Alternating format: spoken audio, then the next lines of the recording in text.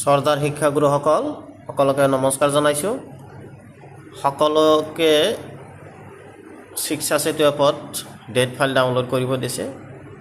কোনোবাক 9 বজাৰ পৰা 10 বজাৰ ভিতৰত, কোনোবাক 10 পৰা 11, 11 পৰা 12 এনেকৈ ডিষ্ট্ৰিক্ট হিচাপে।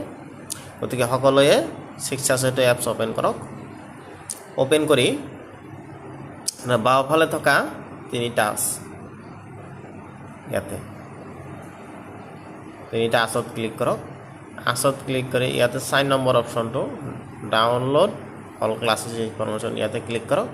ইয়াতে ক্লিক কৰি ইয়াতে যে ডাউনলোড ইয়াতে ৰেট দেখাই আছে, এইবিলাক ডাউনলোড কৰক। এই ডেট ফাইল এইবিলাক এনেকৈ এটা কৰি ডাউনলোড কৰক।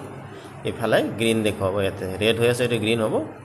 এনেকৈ কৰিব লাগে। ডেট ফাইল ডাউনলোড হৈ যাব অলপ পিছত। গতিকে সকলো শিক্ষাগুৰুৱে ভিডিঅ'টো শ্বেয়াৰ কৰিব যাতে নজনাসকলে দেখি কৰিব পাৰে। সকলোকে